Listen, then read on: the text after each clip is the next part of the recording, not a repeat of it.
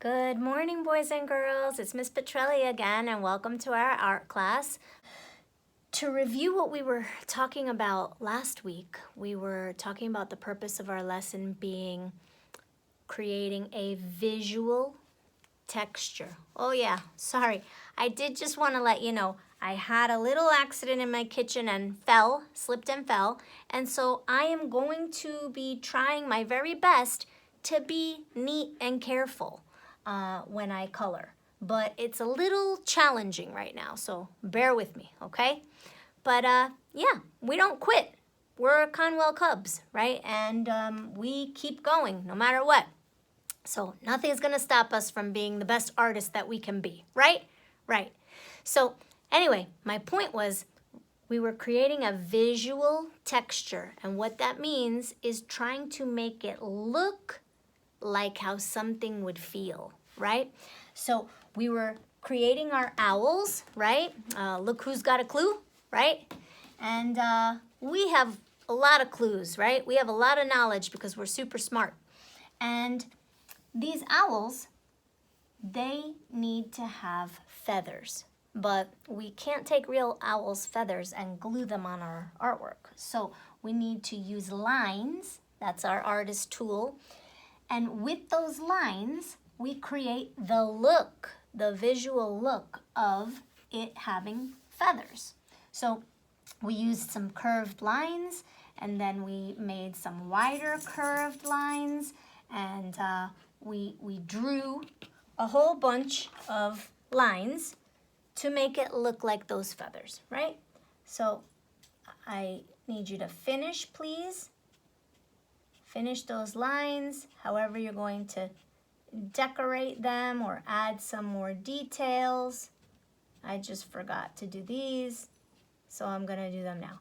And if you did not trace your lines, your pencil lines last week, please trace them now. And you can use whatever color you want. But if you notice, I have my friend the color wheel right next to us. So that color wheel is here because we are going to add color today to our owls. And we are going to take this knowledge that we have, we're going to add a little bit of new knowledge, and then we are going to have one spectacular masterpiece.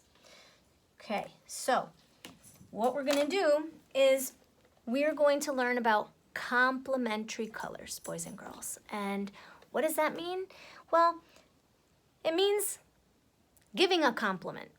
Now, let's say I give you a compliment and I say, I absolutely love your hair today. What will happen to your face? You will probably smile, right? And when you're smiling, you're looking your best. And when you're looking your best, you're feeling your best. And a compliment usually makes us feel happy, right? So what complementary colors do to one another is make each other look their very best. So in order to know how to find a complement, to know what colors are going to make each other look their best, we use the color wheel as our tool. And I'm going to show you how.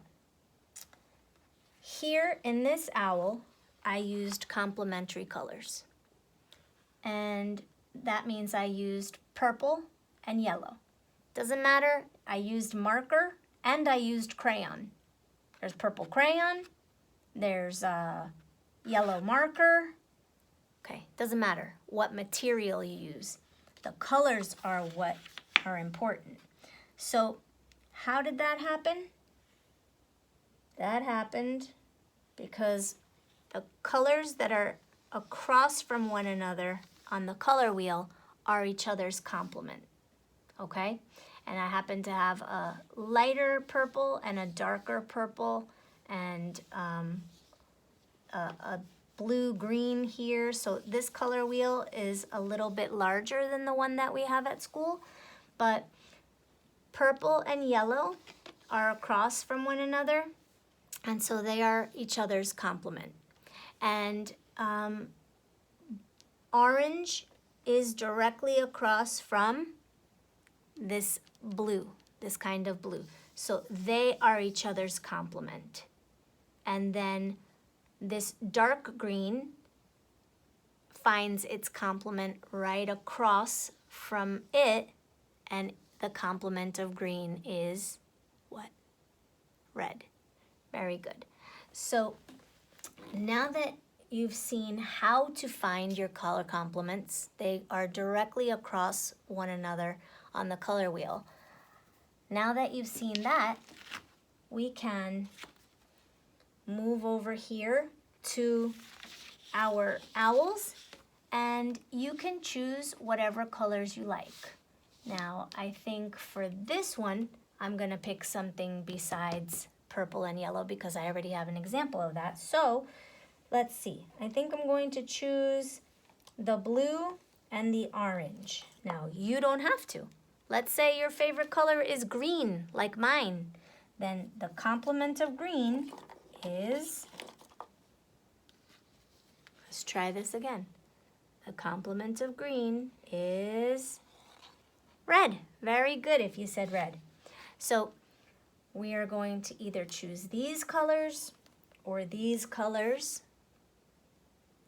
or these two colors together, okay? These are the complementary colors. So these colors make each other look their very best. Okay, now I think I'm going to start in marker. No, maybe I'm gonna start in, yeah, nah, maybe I'll start in marker. Oh, see? That marker is way too dark. And I don't like it. You know why I don't like it? Because it's hiding my line, my visual texture line showing my feathers. So, now that I've done that, maybe I'll just put a few. Maybe I'll put them randomly. That means just scatter a couple of them around so that it doesn't look like a mistake. It will actually look like they're supposed to be there on purpose. Because you know what? Even though I don't have feathers, I do have hair, right? And some of my hair is lighter brown and some of it is darker brown and some of it is actually gray now. But it's still all hair, right? And these are all still going to be feathers. But I'm just going to make them a little bit varied. That means a little bit different from one another. So, okay, now I kind of hid my mistake by adding a few more. And now I'm going to stop with the marker because you know what? The blue is too dark of a marker color. So I'm gonna go now and take my blue crayon, okay? And I'm going to color in my feathers. Now remember, whenever we color, it doesn't matter what we're coloring or with what material we're coloring, we still want to color in one direction, boys and girls, just one. Yes. Why? Because if I color in this direction and then I color in this direction, I am leaving more white spaces. Then my piece won't be full of color, right? I need to color in one direction, one. And if I do that, then I will fill in all of my white spaces. And then my artwork will look wonderful. Then it will look its best. And we always want to show our very, very best, boys and girls, so that we can be very proud of everything that we do.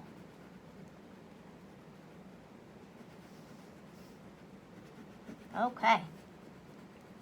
I like it. I like it so far.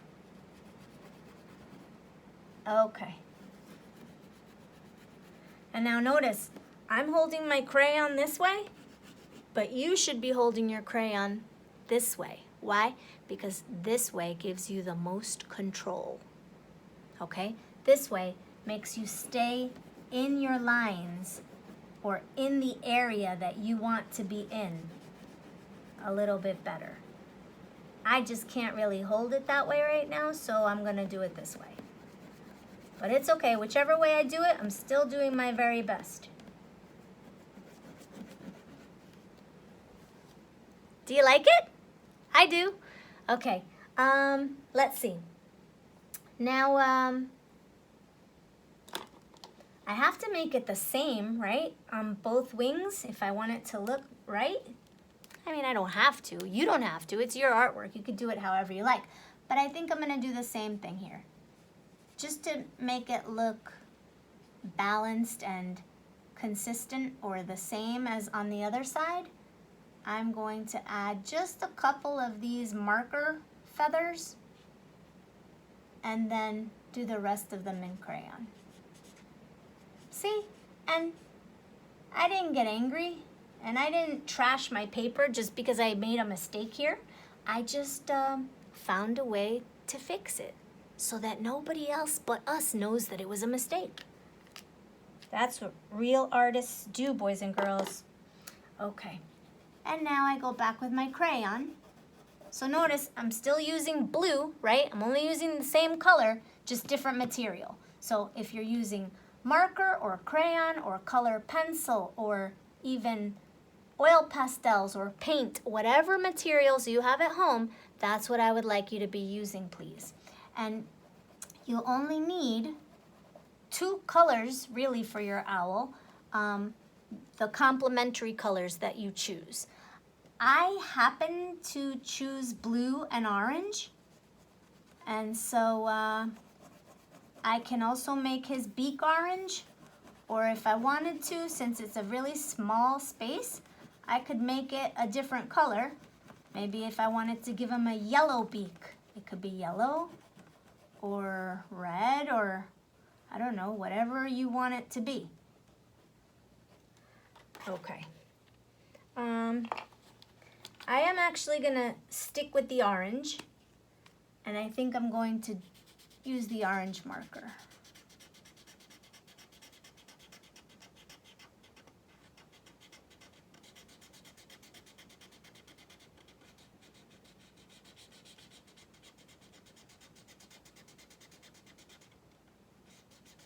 Okay. And this little bit right here.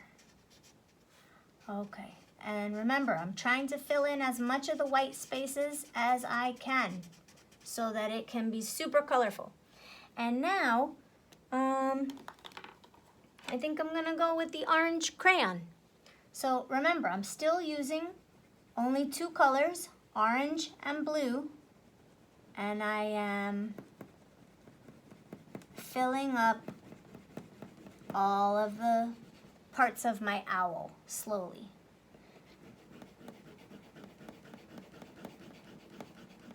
And as you're working, boys and girls, you decide what other colors you're going to make other parts, right?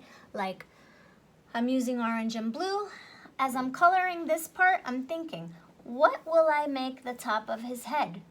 And these feathers here, will I make them blue also to make this orange pop and stand out? Or do I carry this orange throughout and make his whole head orange as well? Those are artist choices. You make those choices as you start to work on your piece, right? You don't have to have all the answers or everything planned out from the very beginning, although you can. And some people do, but sometimes it's fun just to wing it, and it can be exciting, but if you make a mistake, you can't get angry, okay? I mean, you can get angry, but try not to, okay? Because it's not going to fix it. It won't change it. Only you being positive is going to allow you to fix a mistake. So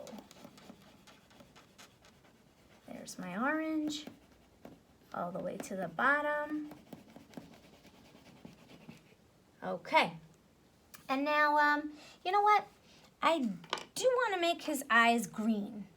I happen to have green eyes, and it's a small space, and I do want to use other colors. I just want the majority or the most of the owl to be complementary colors. But I want him to have green eyes.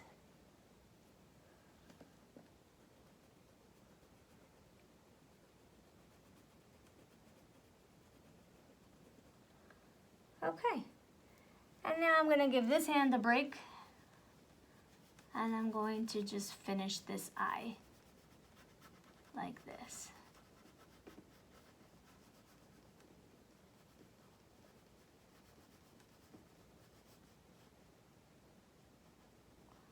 Okay, and yeah, and if you wanted to make the bow, if you have a bow, or maybe you don't have a bow, you can add details, whatever colors you want, okay? I don't want you to think that yours has to look like mine or that you had to choose my colors, because you don't. But I would like it if the feathers of your owl were using 2 complementary colors, okay?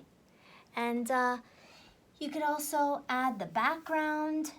This one I happened to do in marker, and I did it all black, and I colored horizontally, and that made it look like nighttime.